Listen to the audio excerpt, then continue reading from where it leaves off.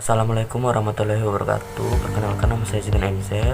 Asal sekolah saya dari SMK Negeri 8 Samarinda, dari kelas 10 Multimedia 1.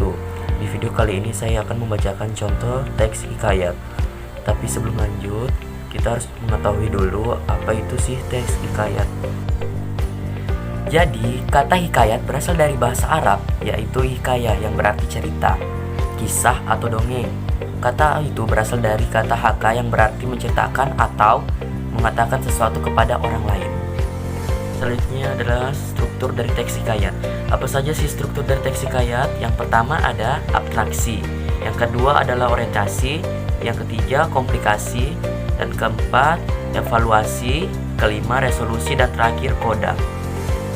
Dan yang terakhir adalah saya akan membacakan contoh dari teks hikayat yang berjudul Kecerdikan Abu Nawas Membalas Perbuatan Raja. Abu Nawas benar-benar kecewa ketika mendengar perkataan istrinya tadi pagi. Atas perintah raja, sejumlah pengawal kerajaan mengacak-ngacak dan menggali rumahnya dengan paksa. Istrinya memberitahukan kepada Abu Nawas bahwa perintah untuk menggali rumahnya itu dikarenakan raja bermimpi di bawah rumah Abu Nawas terdapat permata dan emas yang bernilai sangat tinggi. Namun, setelah digali ternyata permata dan emas itu tidak ditemukan. Lantas, Abu Nawas menjadi kesal dan sangat sedih karena raja tidak meminta atas perbuatannya itu. Artinya tidak meminta maaf atas perbuatannya itu. Lebih-lebih, tidak ada ganti rugi ataupun upaya untuk memperbaiki kerusakan rumahnya. Abu Nawas pun mulai memikirkan cara, tetapi ia malah semakin bingung. Belum juga ditemukan ide untuk membalas perbuatan raja. Ia bahkan tidak punya nafsu makan, walau istrinya telah menyiapkan makanan enak. Ia hanya terdiam, duduk menghadap makanan, sembari memandangi makanan tersebut hingga sehari semalam. Kan harinya, lalat-lalat mulai menghinggapi makanan yang telah membusuk karena basi. Tiba-tiba, Abu Nawas berteriak kegirangan. Tampaknya ia menemukan ide terbaik.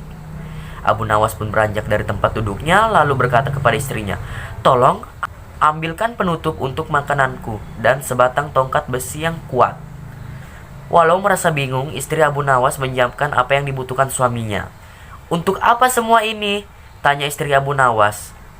"Aku akan membalas perbuatan raja yang telah semena-mena merusak rumah kita," jawab Abu Nawas. Dengan wajah berseri-seri, Abu Nawas berangkat menuju istana. Setibanya di sana, ia memberi salam hormat dan berkata, "Maaf raja, aku menemuimu untuk mengadukan perlakuan tamu-tamu yang tak diundang. Mereka memasuki rumahku tanpa izin dan berani makan makananku." "Apakah tamu-tamu yang tak diundang itu, wahai Abu Nawas?" tanya sang raja. "Lalat-lalat ini, raja," kata Abu Nawas sambil membuka penutup piringnya. "Kalau bukan kepadamu, kepada siapa lagi aku harus mengadukan ketidakadilan ini?" Lanjut Abu Nawas, "Keadilan seperti apa yang kamu inginkan dariku?" tanya sang raja. "Aku hanya bermaksud mendapatkan izin tertulis dari raja untuk menghukum lalat-lalat ini," jawab Abu Nawas. Walau terdengar aneh, raja tidak menolak permintaan Abu Nawas. Karena saat itu para menteri sedang berkumpul di istana, raja merasa malu jika menolak permintaan rakyatnya. Dengan terpaksa, raja akhirnya membuat surat izin yang memperbolehkan Abu Nawas memukul lalat-lalat itu dimanapun mereka hinggap. Tanpa menunda-nunda lagi, Abu Nawas segera mengusir lalat-lalat dari miliknya. Lalat-lalat itu terbang dan hinggap di sana kemari, atau ke sana kemari, dengan tongkat besi yang sudah sejak dari tadi dibawa dari rumahnya. Abu Nawas pun mengejar dan memukul lalat-lalat itu. Seekor lalat menempel di kaca. Abu Nawas pun memukul tongkat besinya hingga kaca itu pecah, berhamburan di lantai. Begitupun dengan lalat-lalat lain yang hinggap di vas bunga dan patung hias. Abu Nawas menghempaskan tongkat besinya ke segala arah. Bahkan Abu Nawas tidak segan-segan memukul lalat yang kebetulan hinggap di kucing kesayangan sang sultan. Raja pun tidak kuasa melarang, melainkan menyadari kekeliruan dan telah merusak rumah Abu Nawas dan keluarganya tanpa permintaan maaf dan ganti rugi. Setelah merasa lega, Abu Nawas pun segera pamit pulang. Kini barang-barang dan perabotan kesayangan raja telah hancur. Bukan hanya itu, raja juga merasa sangat malu. Ia sadar betapa kelirunya berbuat semena-mena kepada Abu Nawas.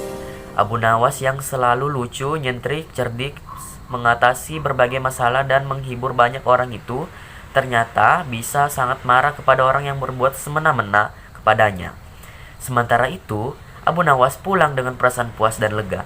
Ia sudah tidak sabar ingin bercerita kepada istrinya di rumah tentang apa yang baru saja ia lakukan di istana. Nilai moral yang terkandung dalam kisah hikayat Abu Nawas di atas adalah seorang raja tidak boleh semena-mena kepada rakyatnya. Begitupun orang-orang yang memiliki jabatan, tidak boleh meremehkan dan menganggap rendah masyarakat kalangan bawah.